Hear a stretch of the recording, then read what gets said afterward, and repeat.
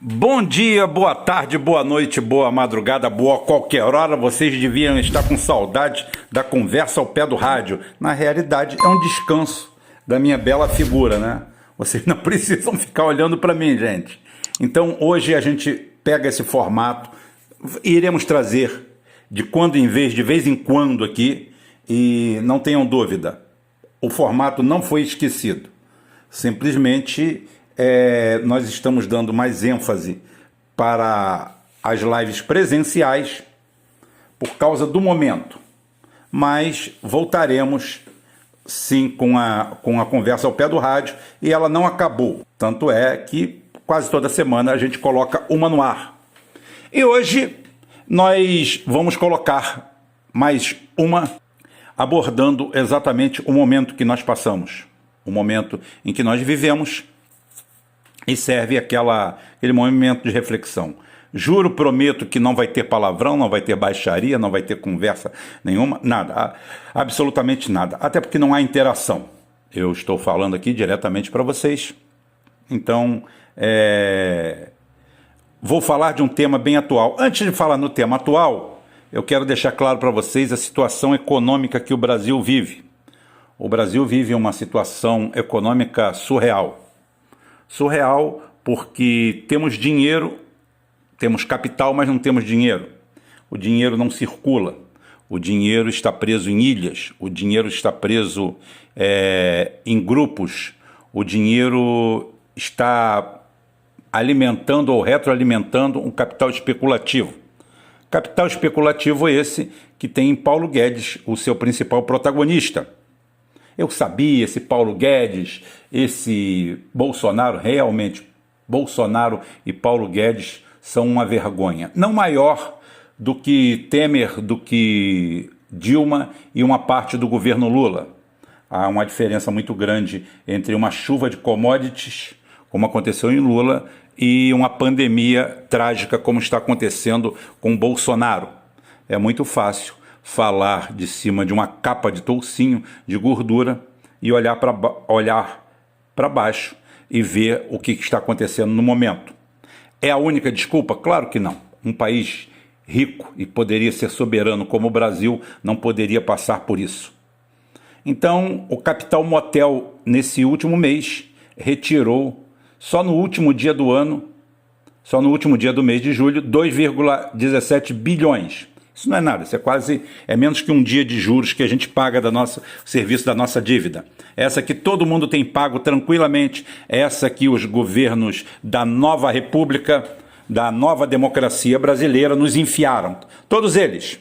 Fernando Henrique Cardoso, Fernando Collor, os dois Fernandos, o Lula 2 vezes, a Dilma 1,5 vezes, Temer e agora o nosso querido e amado mito, salve, salve Bolsonaro. Ou seja, todos eles falam, se acusam, se retroacusam e todos eles simplesmente jogam bola no mesmo time. Por baixo todo mundo usa a mesma camisa. Calma, Ciro, você também.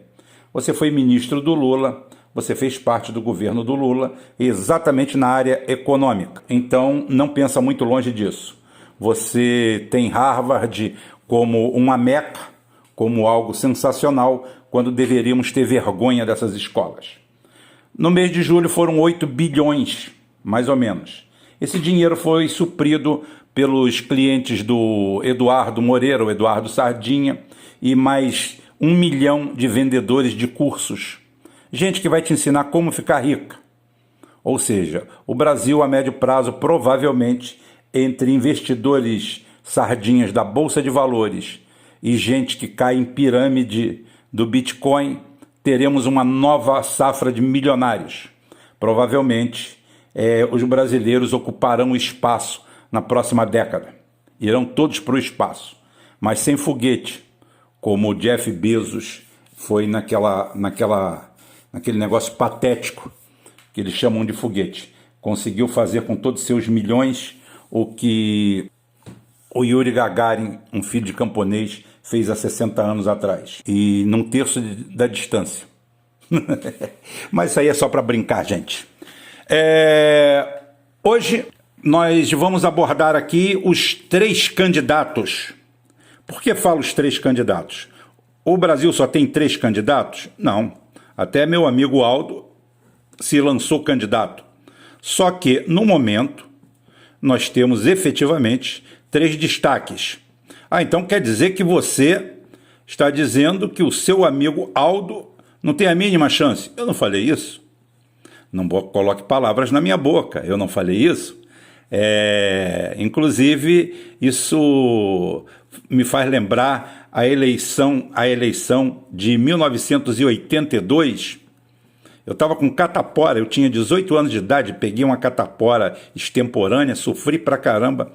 Estava em casa e pela primeira vez na vida eu vi um debate, achei bacana, legal. Estavam no debate Sandra Cavalcante, Miro Teixeira, Moreira Franco, Lisânias Maciel, deixa eu ver se a memória é boa, estou de cabeça, Lisânias Maciel e Leonel de Moura Brizola.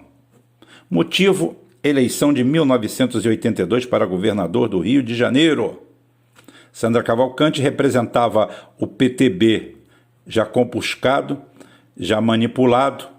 Miro Teixeira era o candidato do PMDB, herdeiro de Chagas Freitas. Moreira Franco, PDS, a antiga Arena. Lisânias Maciel, pastor Lisânia Maciel, PT. E Leonel de Moura Brizola, PDT. Naquela altura do campeonato, o que se falava era Sandra Cavalcante virtual, nova governadora do Rio de Janeiro, com o apoio de todos, inclusive daquele programa nefasto, onde um dos se chamava O Povo na TV, do Wilton Franco, um diretor consagrado da Globo, que foi para a TVS, para a TV do Silvio Santos, fazer um caça-níquel de tarde, criou um circo, onde saíram alguns políticos de qualidade duvidosa, como Wagner Montes e Roberto Jefferson, que era um gordinho, advogado de porta de cadeia. O Wagner Montes era um playboy X9, que vivia em porta de delegacia. Sérgio Malandro Glu-Glu, mais outra lá que dizem que o Silvio Santos pegava. Sônia Abrão, que veio ser mulher ainda é viva, mulher do Wagner Montes, essa história toda. Então, aquilo era um ratinho melhorado, era um circo. E eu lembro muito bem que Brizola, naquela altura do campeonato, a briga era entre Sandra Cavalcante e Miro Teixeira, inclusive os dois trocaram acusações, Miro Teixeira acusando com bastante propriedade Dona Sandra Cavalcante, secretária de Desenvolvimento Social do governo Carlos Lacerda, de terem limpado o Rio de Janeiro jogando os mendigos no Rio da Guarda, afogando os mendigos, limpando a cidade, medida profilática que é acabar com os pobres, mate os pobres. E aquela acusação, um assina contra o outro assina contra o outro, Brizola apagando aquele incêndio com baldes de gasolina, sem dinheiro, quebrando. Lisânias Maciel, que depois veio a ser correligionário e fiel seguidor de Brizola, assim como Miro Teixeira. Aquela briga toda. Moreira Franco com aquela cara de Randolph Rodrigues, porque ele parece com o Randolph Rodrigues, parece que todos os ratos se parecem, de uma forma ou de outra. E aquela briga toda. E lembro muito bem da fala de Brizola, que eu já conhecia, acompanhava. Meu pai já era brizolista, sem eu nem ter conhecido Brizola ainda. Pois eu, quando vier a ser governador do Rio de Janeiro, vocês hão de ver uma revolução neste estado. Vou varrer a corrupção que existe aqui. E o Brizola fazendo aquilo tudo. Só que Brizola, nesse dia, tinha míseros 2%. Só ganhava do Lisânias Maciel, que tinha 1%. Era coisa assim de 22% para Sandra, 19% para Miro Teixeira, 15% para Moreira Franco. E Brizola tinha míseros 2%, não tinha uma polca no bolso, não tinha nada, duro. Lisânias Maciel fazia número ali pelo PT, que nunca existiu no Rio de Janeiro. E, bem, o resto é história. Colocaram eleição, voto vinculado, aonde todos os votos deveriam ser do mesmo partido, tá? Uma excrescência criada para tentar atacar o Brizola, que não tinha partido, tinha criado partido, e Brizola mesmo assim se elegeu. E ele tinha 2%. Fiz essa volta toda, única vez para contar isso. Hoje nós temos Sandra, nós temos Miro e temos Moreira Franco. Analogicamente, são esses três que dominam o cenário. Lembre você, a analogia perfeita, correta, que na história, 1982, isso aconteceu, houve a primeira fraude eletrônica, escândalo da Proconsult, patrocinada pela Globo, descoberta por Paulo Henrique Amorim. Isso aí é história, vocês podem consultar. Arcádio Vieira era o cara dono de uma empresa Proconsult que fazia totalização. Existem várias formas de você fraudar uma eleição. Uma delas é na totalização. Essa daí a urna eletrônica não consegue. Consegue sim, você consegue auditar, se você fazer um processo de auditagem.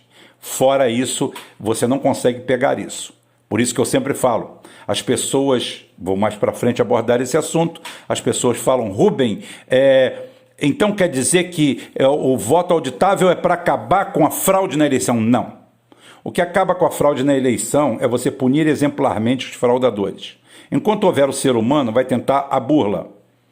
Se fosse assim, a gente bastava baixar um Código Processual Penal, baixar as leis, e daquele momento em diante você não teria mais crime. Um sistema Minority Report muito mais sofisticado. Mas isso daí é utopia, não existe. Nós temos seres humanos. Nós temos gente aí com o padrão ético e moral de vários ícones que nós temos à nossa volta aí. De Randolph Rodrigues a Bob Jeff, a Roberto Jefferson, passando pelo espectro que vocês bem entenderem. Tá? Então é o seguinte, isso daí é um processo de minimização. Você quando fala em urna eletrônica com voto auditável, significa aquela segunda tranca. Você não compra o seu carro e você não bota um alarme? Muitas vezes a seguradora te dá o alarme. Por que você bota aquele alarme? Por quê? Porque seu carro pode ser roubado. Se o ladrão quiser roubar o seu carro, ele pode roubar? Pode. Ele pode colocar uma arma na sua cabeça, ameaçar um filho seu. Existem várias formas de roubar o seu carro, mesmo com todo o alarme, com toda a segurança. Agora, o nível de exposição é muito maior. O nível de risco é muito maior. Então, você cria dificuldades. É assim que se combate o crime. Uma das formas de combater o crime é isso daí. É você não deixar alternativas, ou então diminuí-las. E é o que está sendo feito agora. É o que se propõe a fazer.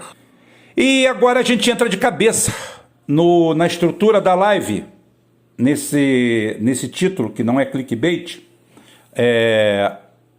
aderência. Por quê? Como eu falei, só posso falar de 3 candidatos. São 3 candidatos que são mesurados. Os outros ainda ou dizem que são candidatos, não têm partido, em que pese que o Bolsonaro também não tenha partido, mas isso é irrelevante, porque ele é o atual presidente da República. Ele tem um handicap positivo, como o Ciro Gomes tem, pelas passagens pretéritas, e como o Lula tem, por ter sido presidente da República 2 vezes, tendo partido sólido a seu lado. O Bolsonaro é um detalhe. Isso é um detalhe porque ele pode entrar em qualquer partido. Ninguém quer. Conversa fiada. Pelo amor de Deus, como diz minha mulher, conversa fiada matou carambola. Então morreu mais um carambola aí. Então falamos desses 3. E nesses 3, o que acontece no momento? Qual o momento surreal que nós vivemos? Nós vivemos agora um processo estranho, alheio ao bom senso, alheio ao caráter, à retidão e tudo aquilo que aprendemos. Rubem, onde você quer chegar com isso? Eu quero chegar aonde eu quero chegar. Eu quero chegar aonde está o meu pensamento. Eu quero chegar aonde o único líder político que eu tive na minha vida, que se chama Leonel de Moura Brizola, quando olhou para uma urna eletrônica, quem sabe o que tem aí dentro? Quem sabe o que acontece aí dentro? Essa urna, simplesmente você tem que depositar o voto, digitar essas coisas e acreditar que o seu voto foi creditado, porque não tem como ninguém saber disso. Esse voto tem que ser impresso. E ele não foi o único. Outros, inclusive o maior fabricante de urnas eletrônicas dos Estados Unidos, dono da empresa de engenharia que monta, fez a mesma coisa. Para nosso espanto, hoje, contrariando a lógica, o bom senso, tivemos a última adesão ao voto não auditável. Hoje eu ouvi à tarde o deputado Paulo Ramos dizendo que, historicamente, o PDT, é claro, não tem como cagar tanto ou defecar tanto na história de Brizola. O Brizola sempre foi a favor disso. Porém, todavia, contudo, no entanto, dada e devida a posição do Bolsonaro em relação a isso tudo, o PDT também fica a favor que os votos não sejam auditáveis. Viva! Maravilha! Chegamos ao ápice. Chegamos ao ponto mais alto da coluna invertida da política brasileira. Nós chegamos no fundo do poço. Se vocês achavam que o poço não tinha fundo, tem. O Brasil cria na área política, na estrutura política, uma nova retórica, um novo segmento, uma nova política. Esqueça esquerda, esqueça direita, esqueça ideologia, esqueça trabalho, esqueça emprego, esqueça renda, esqueça tudo que você aprendeu até hoje. Lembre-se única e exclusivamente que hoje nós criamos o neopentecostalismo político. O diabo existe. O diabo é Bolsonaro. Bolsonaro é o diabo e ganhou inimigos que simplesmente usam como sentido de negação. O que Bolsonaro fez hoje? Bolsonaro acordou, então não vou acordar. Bolsonaro fez o quê? Levantou, então não vou levantar. Bolsonaro andou, então, por favor, corte minha C1 ou minha C2 e me torne tetraplégico, porque Bolsonaro anda. É isso que eu estou falando? É mais ou menos isso. Bolsonaro, como eu falei, é o pior candidato que o Brasil tem oficialmente no momento, com exceção dos outros dois. Ou seja, Bolsonaro é o pior, com exceção de Lula e Ciro. O que você quer dizer com isso, Rubem? Que os três são péssimos. Os três são horrorosos. Os três simplesmente são deprimentes e deploráveis. Representam tudo aquilo no momento que a gente deve esquecer na política.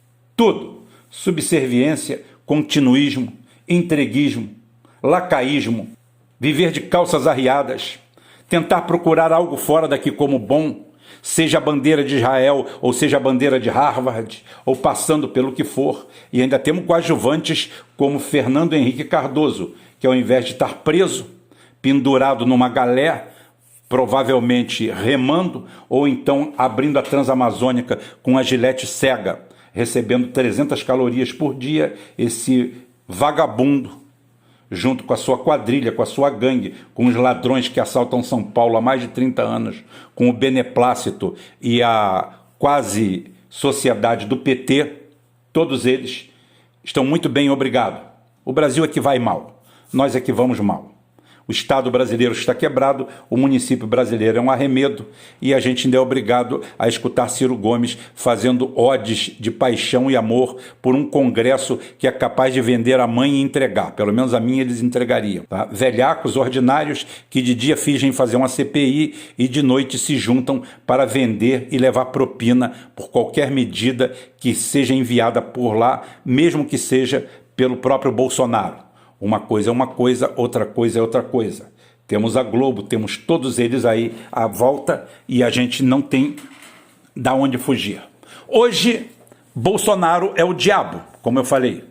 Bolsonaro é ruim? Mas os outros são piores. Ambos são piores.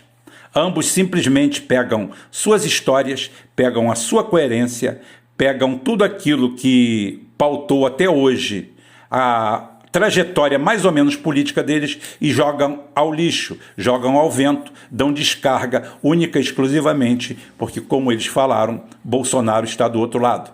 Paulo Ramos hoje foi divino, maravilhoso, fantástico. Deu o tom da coisa. Seremos a favor do voto inauditável, que eu vou dar uma bomba agora para vocês, vou dar uma bombinha para vocês, porque o Bolsonaro é contra. Então, se o Bolsonaro é contra, sendo a favor, é bom. É bom? Claro que não, claro que não. O voto auditável é uma garantia a mais dentro desse cipoal, dentro desse mar de corrupção que permeia o Brasil de ponta a ponta. E digo mais, vou dizer uma. Roberto Barroso não é a favor do voto. Roberto Barroso não é a favor do voto sem impressão. Ele se tornou a favor disso porque forças ocultas, aquelas mesmas que Jânio Quadros era ridicularizado lá na década de 60, no começo da década de 60, forças ocultas chegaram no seu ouvido e falaram assim: tia, é o seguinte, tia, VV, olha só, você, a partir de hoje, você vai fazer de tudo para que isso seja aprovado. E estão fazendo de tudo, inclusive martirizando, criando no Bolsonaro, além da figura do mito, denominação useira e vezeira por alguns patetas que o seguem. Ao mesmo tempo, agora, a oposição transforma Bolsonaro em mártir e transforma Bolsonaro na pior coisa dessa campanha, com exceção de ambos. Me refiro a Ciro Gomes e Lula. Vergonha de ver Lula fazendo o discurso que está fazendo. Ontem viu Lula, eu não sei se ele estava doente, em tratamento, então respeitarei, darei o benefício da dúvida, não sou de acusação flácida, mas a impressão que dava é que ele estava totalmente alcoolizado, bêbado. 2 vídeos que eu assisti dele ontem, eu fiquei com vergonha alheia. Se está doente, merece tratamento e não deveria participar de uma campanha política. Se está bem de saúde, estava completamente bêbado, então deveria cuidar da sua folga, de passear e aproveitar a vida que tem, o que resta dela, porque talvez possa até restar muito mais do que a minha. Ciro Gomes parece uma mistura de biruta de aeroporto com buzina de avião, né? Não sabe para onde vai e toda vez que fala e abre a boca é para algo irrelevante que não muda o cenário a não ser contra o próprio. Tem gente dizendo que ele está subindo a píncaros e que isso daí já dá quase que o segundo turno para ele. Honestamente, quando a gente vê esse quadro, a gente começa a pegar um desânimo terrível.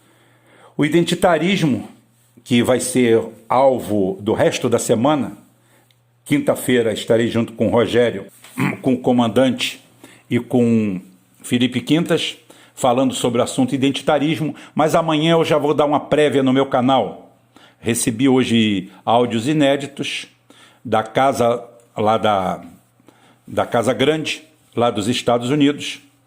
Absurdo o que está acontecendo por lá, absurdo o que esses caras estão fazendo com o planeta. E absurdo, por sua vez, o que essas pessoas estão fazendo com o Brasil. O arremedo que o Brasil se transforma na mão da New Left, dessa esquerda movimentada, agitada por verdadeiras aves de rapina. Hoje falava eu com o Rogério fora do ar, conversando, trocando mensagem. A gente tem o costume, às vezes nem de conversar, mas de trocar mensagem. Falando que quando você abre o circo dos horrores, que é a mídia alternativa brasileira, somada com a mídia formal, com os veículos de comunicação, você fica arrepiado. Você faz exatamente o que está nesse título. Você vê e fala assim, esse pessoal deve ser contratado do Bolsonaro. Não tem outra condição. É impossível que alguém trabalhe tanto para um candidato medíocre como Bolsonaro, como Ciro Gomes, PDT e o PT fazem. É impossível. Parece que eles escolhem, fazem uma enquete rápida no meio do povo e perguntam para o povo: o que vocês acham disso? Você é a favor ou contra? O povo: nós somos a favor. Aí ele fala assim: então tá bom, então nós seremos contra. É assim, é esse quadro assustador que nós temos hoje. Quando você abre todas as mídias, todas elas, de condes a barões, passando por todos os portais, por todos os números, por todos os estelionatários, todos eles, o papo é um só. O identitarismo é uma praga de ponta a ponta. Hoje eu até, inclusive, abri no meu Twitter, homenageando até o nosso querido, amado Felipe Neto, que mostra que não existe nada tão ruim no mundo que não possa ser piorado. Vemos esses canais, todos eles, com um samba de uma nota só. Parece aquela rua de igrejas neopentecostais, aonde você passa na primeira, tem uma cor. Tem um bispo, tem um padre, tem um pastor, tem um nome. É universal disso, é universal daquilo, é aquilo ali. Aí você vai vendo, aí você descobre que todas elas estão fazendo a mesma coisa. Batendo no diabo. O diabo tem que apanhar, o diabo não pode morrer. Se o diabo morrer, você perde a essência. Você perde por que você está ali. E Bolsonaro virou o diabo. Virou a palavra de ordem de todos eles. Você passa, você vê alguns portais, você vê alguns canais e você escuta o que eles estão falando. Aí eu falo assim: acho que eu escutei isso ontem. Aí, como diz o André: não foi ontem não, foi o mês passado. Aí chega outro e fala assim com o Chico: não, tem 2 meses. Aí o Cláudio: tem 1 ano. E é verdade. É verdade. Não existe nenhum tipo de solução. Ninguém tem nada de prático para mostrar. Eu acho que muita coisa não deve ser mostrada. Eu acho, mas algo deve ser mostrado. Você deve mostrar com honra, com orgulho, aquilo que você determina mais ou menos como um programa de governo. E aqui é o único programa de governo que existe: vamos bater no Bolsonaro. Vamos fazer com que as urnas não sejam auditáveis. Vamos fazer que as urnas tenham menos segurança, porque isso é moderno. Isso é moderno. É assim como diz o meu amigo Wellington Calazans, lá na Suécia, que tem indústrias de ponta. Nós, para termos um avião decente para fazer a defesa nacional, tivemos que ir à Suécia. O Barroso não tinha nenhum avião para vender, o Ciro Gomes não tinha, o Paulo Ramos não tinha. Nós fomos na Suécia. Povo ignorante, povo ignaro. A Suécia, com outras grandes empresas, Atlas Copco, outras, existem centenas de empresas de qualidade. Esse povo atrasado, retrógrado, né? A gente tem que recorrer a eles quando a gente precisa de algo de excelência, de qualidade. Por quê? Porque Ciro Gomes não fabrica isso, porque Lula não fabrica isso, porque essa turma, porque o Felipe Neto não fabrica isso, porque ninguém fabrica isso. Então nós temos que ir lá fazer isso. E lá nesse lugar atrasado, na Suécia, como diz meu amigo, mas não é só naquele lugar atrasado, existem outros lugares atrasados, como Dinamarca, Finlândia, a Rússia, para botar de todos os lados: a China, o Japão, a Coreia, vamos embora mais, Espanha, Portugal, Itália, França, Holanda, Bélgica, Irlanda, Estados Unidos, Canadá. Falei, errei alguma coisa? Esses países, todos eles, os seus votos são auditáveis. Em alguns lugares, inclusive no Japão e, se não me engano, na Suécia, ainda no papel. Ou seja, nós que somos modernos e inteligentes, graças a Deus, junto com Birmânia, com Bangladesh e Butão, desculpe a Birmânia, por favor, Bangladesh e Butão, e o Brasil realmente não tem esse tipo de coisa, porque isso é a modernidade. Segundo Paulo Ramos, segundo a Sinara, não sei das quantas, não sei quem é essa turma, segundo esse pessoal todo, segundo Lula, isso é atrasado. Moderno é o Lula. Moderno é o Lula se apresentar daquela forma o outro dia. Aquilo é moderno. Ontem, uma mistura entre bêbado e drogado. Quando eu falo drogado, é drogado por uso de remédio. Não estou falando de substância química. Nunca vi o Lula como um drogado. A fama que tem é que ele gosta de uma branquinha. Outros gostam também. Então, é aquele ali. Aquilo é patético. Como é patética a postura do Ciro Gomes, como foi patética a postura do Paulo Ramos em nome do partido, como é patética a postura do Lupe, é patética a postura deles com a mesma retórica vencida, caquética, fedorenta, fétida, que não está colando mais. Ontem nós tivemos um exemplo disso. Ontem nós tivemos o boxeador brasileiro, ontem nós tivemos a ginasta brasileira falando que eles estavam lá representando todos nós. Me senti representado naquele momento. Mesmo fazendo crítica à música que foi usada no dia anterior, me encheu de orgulho, porque vi que tem esperança. Aqui nem todo mundo está afim de fazer política. Tem gente que está afim de fazer Brasil. Brasil se faz com política, mas política se faz com Brasil.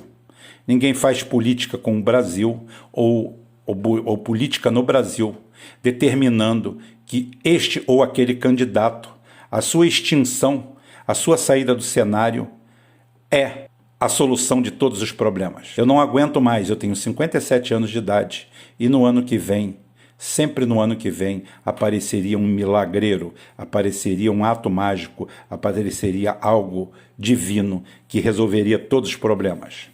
Era Tancredo, Tancredo morreu, ficou Sarney, depois veio o caçador de Marajás, depois veio o mineiro tupetudo, depois veio o grande estudioso que falava 8 idiomas, e os 8 idiomas dele se resumem a um, que é a corrupção, a ladroagem, a roubalheira, um vendilhão. Depois veio um ex-operário com uma história triste, chorosa, bonita até, pena que se desvirtua a certo momento. A história de vida do Lula é uma história bonita, é uma história sofrida, mas a minha também é, e a de outros também são. Muitos têm história triste no Brasil. Por isso que quando eu vejo Tabata Amaral com aquela sua incompetência de não ter conseguido passar para nenhuma universidade pública brasileira como grande gênio em Harvard e com uma história choramingosa patrocinada por um tubarão do financismo e do rentismo nacional, eu tenho que rir de orelha a orelha e me perguntar e me beliscar aonde é que nós erramos, aonde continuamos errando. Nós continuamos errando dessa forma, desse jeito, dessa maneira. Hoje, sem dúvida alguma, entre esses 3 patetas que aí estão, o Bolsonaro provavelmente seria eleito com o pé nas costas. Falo, aposto e assino embaixo. Estão tentando tirar o Bolsonaro, estão tentando desestabilizar. Já falei e repeti, não é obra do Barroso, não é obra do Ciro, não é obra do Lula. É uma orquestra. Tem um regente por trás dessa orquestra. Talvez essa orquestra esteja vendo lá de cima. Só que amanhã vocês vão ver o complemento disso aqui como live. Não desprezem o que vocês estão ouvindo hoje, porque vai ser usado amanhã. Só que amanhã vai ser no Geoforça, porque amanhã é geopolítico. Amanhã eu vou explicar o que está acontecendo com os Estados Unidos. Mais uma vez, Rubem, mais uma vez. A política é algo em movimento. E tudo que se movimenta sai do lugar. E tudo que sai do lugar precisa ser mapeado outra vez, tem que ser de uma forma em que você entenda exatamente o que aconteceu. Você quando abre um GPS, o carrinho, aquele bonequinho está aqui. Quando você abre no dia seguinte, ele está em outro lado. Ele pode ter entrado numa rua lateral, pode ter entrado em outra, ou pode ter seguido em frente, ou pode ter parado e se estatelado. Você só vai saber isso no dia seguinte. Então, sim, a análise tem que ser sempre pontual. É hoje, é agora. Vai mudar alguma coisa? Vai. Vai mudar muito? Provavelmente não. Mas vai mudar. Então o que nós estamos falando isso, tudo que está acontecendo aqui hoje, tem a ver com o que nós vamos falar amanhã. Com a derrocada do Império Americano. O que está acontecendo com os Estados Unidos. Onde eles erraram. Vocês vão saber disso e tudo isso vai se fechar na live de quinta-feira. A grande live de quinta-feira, a live para fechar a internet. Fechar no bom sentido. Trazer quem pensa para o nosso lado. Para conversarmos e batermos o martelo. Falei demais, falei muito e um abraço, um beijo para minha mulher, para meus amigos. Fazer igual Maguila. Hoje a sessão Maguila é minha. Tá, Jô? Beijo, tá trabalhando e eu aqui fazendo o que posso. Tá bom? Fui!